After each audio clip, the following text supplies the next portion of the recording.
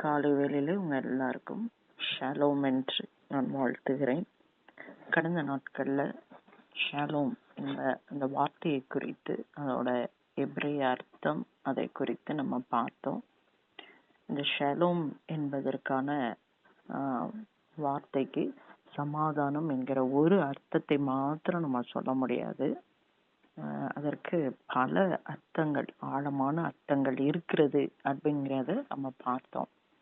அதாவது பீஸ், உள்ளாக இருக்கக்கூடிய சமாதானம், எந்த ஒரு போராட்டமும் இல்லாத ஒரு நிலை. ரெண்டாவது, முழுமை, எதுவுமே விடுபடாத, எதுவுமே உடைந்து போகாமல் முழுமையாக இருப்பது. ஆவிக்குரிய ரீதியிலும் உணர்வு பூர்வமாகவும் ஒரு திருப்தியோடு கூட இருப்பது. தேவன் எப்படி எதிர்பார்த்திருந்தாரோ, தேவன் எப்படி சித்தம் வைத்திருந்தாரோ அதே மாதிரியான ஒரு செழித்திருக்கிற ஒரு வாழ்க்கை. தேவனோடும் மனிதர்களோடும் நம்மோடு கூட ஒரு நல் இணக்கத்துல இருப்பதுதான் இந்த ஷாலோம் அப்படிங்கிற இந்த வார்த்தைக்கான அர்த்தம். ஆண்டவர் இஸ்ரவேல் ஜனங்களை இந்த சமாதானம் இருப்பதாக என்று சொல்லி ஆசீர்வதிக்கிறத என்னாகமம் 6வது அதிகாரத்துல 24 26 வசனங்கள்ல போன முறை நம்ம பார்த்தோம். கர்த்தர் உனக்கு சமாதானத்தை அருள்வார், உன்னை ஆசீர்வதிப்பார் அப்படின்னு அந்த வசனத்துல அந்த ஆசீர்வாதத்தை கர்த்தர் கொடுக்கிறத நம்ம பார்த்தோம். ஸோ கடந்த நாட்கள்ல இத பற்றி தான் நம்ம ஒரு அடிப்படையான காரியங்களை நம்ம பார்த்தோம்.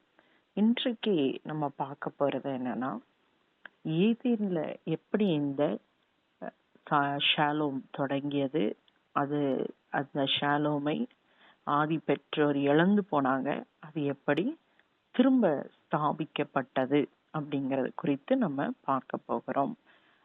ஏதேன் தோட்டம் பார்க்கும் பொழுது, ஏதேன்ல உள்ள அந்த தோட்டத்துல ஆண்டவர் எல்லாவற்றையும் படைத்து அதை ஒரு பரிபூரணமாக, நிறைவாக அதை வைத்திருந்ததை நம்ம பார்க்கிறோம். பர்ஃபெக்ட் ஹோல்னஸ், அதாவது மகா பரிபூரணம்ங்கிறத அந்த ஏதேன் தோட்டத்துல நம்ம பார்க்கிறோம். ஆதியாகமம் 1வது அதிகாரம் 2வது அதிகாரம் இந்த ரெண்டுலயும் நம்ம பார்க்கும் பொழுது அங்க எப்படி இருந்தது, ஆண்டவர் படைத்த அந்த காரியங்கள்ல எப்படி இருந்தது அப்படின்னு சொல்லி பார்த்தா, தேவனோடு மனிதனுக்குள்ள ஒரு உறவு முழுமையாக இருந்தது.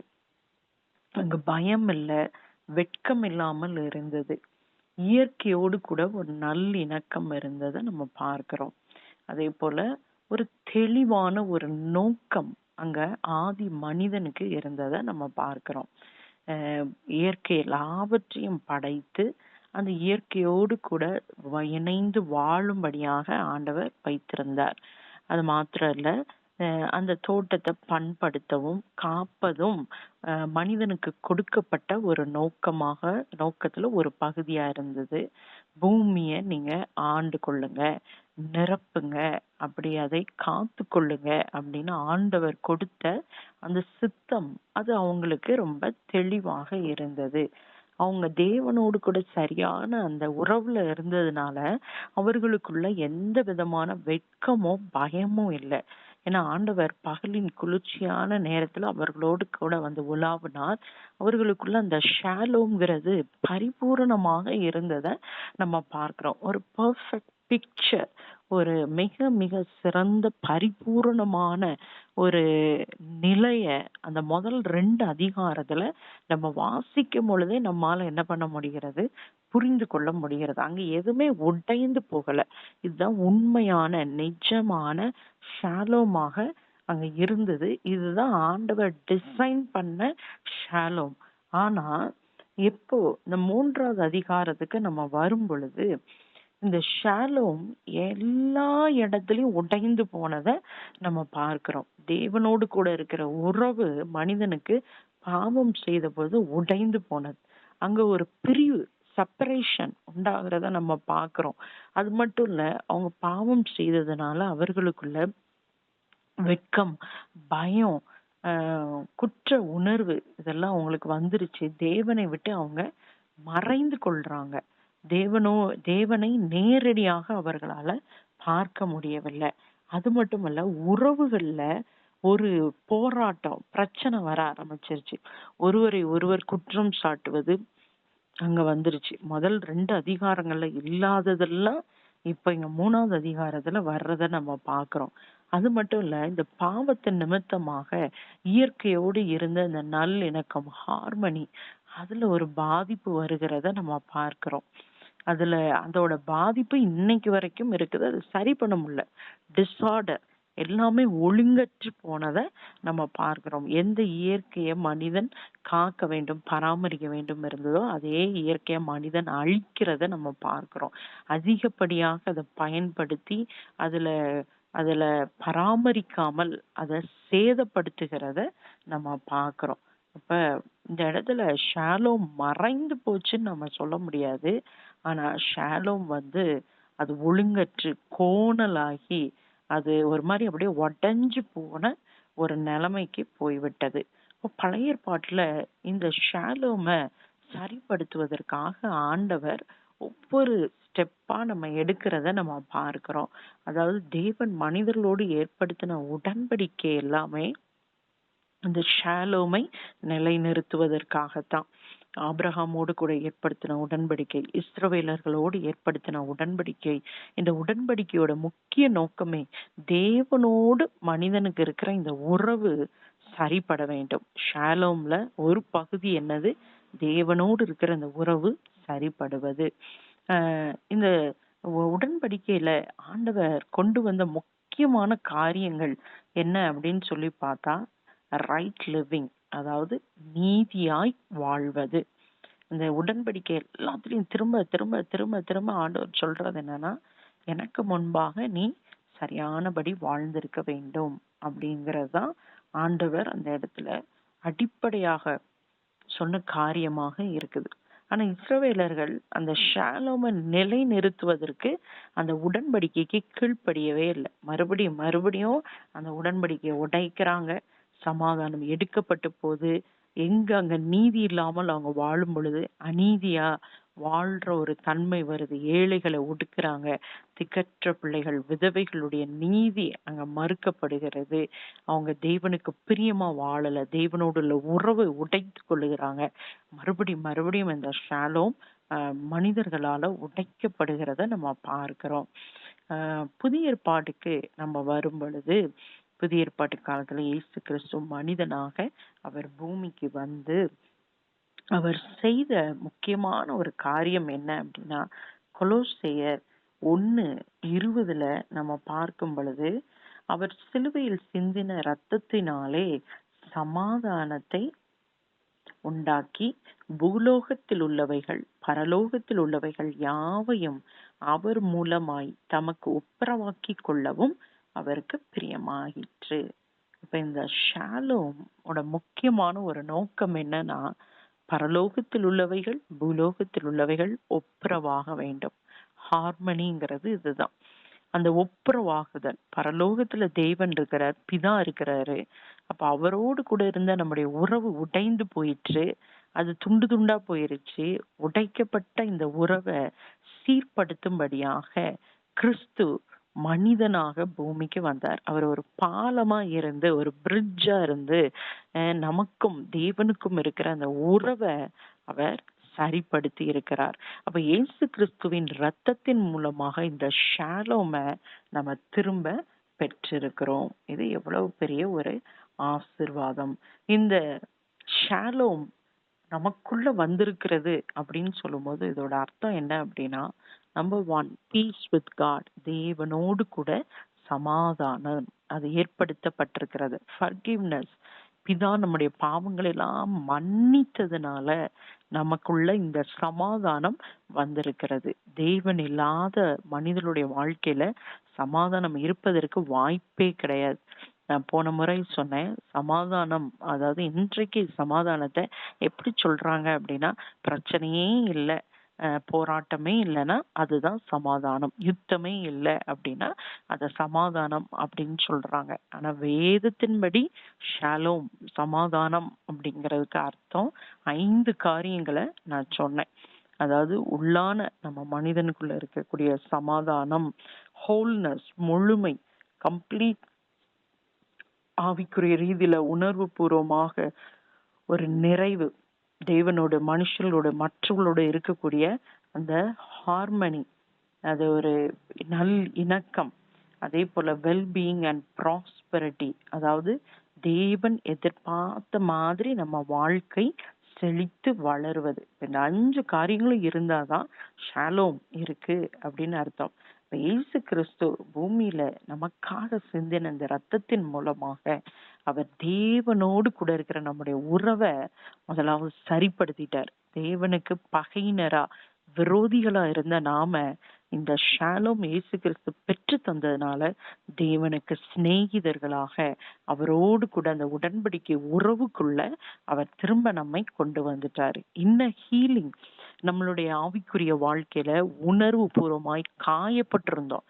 நம்ம செய்த பாவங்கள், ஒருவருக்கு விரோதமாய் ஒருவர் செய்யக்கூடிய அந்த பாவங்களினால உறவுகள்ல இருக்கக்கூடிய ஏற்பட்ட அந்த காயங்களை இயேசு கிறிஸ்து சுகமாக்கி இருக்கிறார்.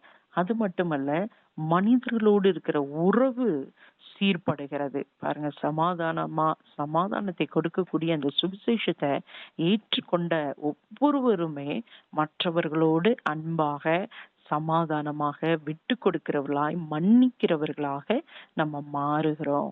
அது மட்டுமல்ல, ஒரு புதுப்பிக்கப்பட்ட சிருஷ்டிப்பு அங்க இருந்து தொடங்குகிறது. 2 கொரிந்தியர் 5:17 சொல்றது, இப்படி இருக்க ஒருவன் கிறிஸ்துவுக்குள் இருந்தால் புது சிருஷ்டியா இருக்கிறான், பழையவைகள் ஒழிந்து போயின, எல்லாம் புதிதாயின. அப்போ ஒரு தெய்வ பிள்ளை, சமாதானம், ஷாலோமை பெற்றுக்கொண்ட பிள்ளை மனிதர்களோடு, தேவனோடு இருக்கிற உறவை சீர்படுத்துவது மட்டுமல்ல, இயற்கையோடு இருக்கிற உறவையும் சீர்படுத்துகிறத பார்க்கிறோம். அதனாலதான் நம்ம ரட்சிக்கப்பட்டவர்கள் நம்ம சுற்றி இருக்கிற சுற்றுச்சூழலை பாதுகாக்கிறவர்களாக மாறுகிறோம், மாற வேண்டும். கண்டிப்பா அதை செய்யணும். நம்மால நம்ம சுற்றி இருக்கிற சுற்றுச்சூழல் அழியக்கூடாது, நம்மால சுற்றிலும் இருக்கிற மனிதர்களுடைய சமாதானம் கெடக்கூடாது. ஏன்னா கிறிஸ்து இந்த உடன்படிக்கையின் மூலமாக அந்த ஷாலோமை நம்ம கொடுத்திருக்கிறதுனால வீட்டுல, வெளியில, நம்ம போகிற இடங்களிலெல்லாம் சமாதானம் உண்டாகிறது. ஒருவேளை நம்ம மூலமா சமாதானம் உண்டாகாம, ஷாலோம் உண்டாகாம, அங்க கலகமோ சமாதான குறைவும் உண்டாகுது அப்படின்னா இந்த ஷாலோமை நம்ம முழுமையாய் பெற்றுக்கொள்ளல.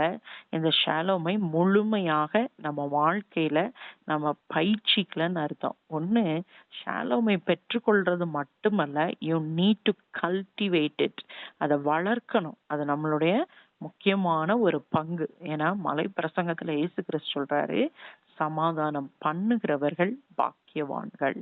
Blessed are those who make peace.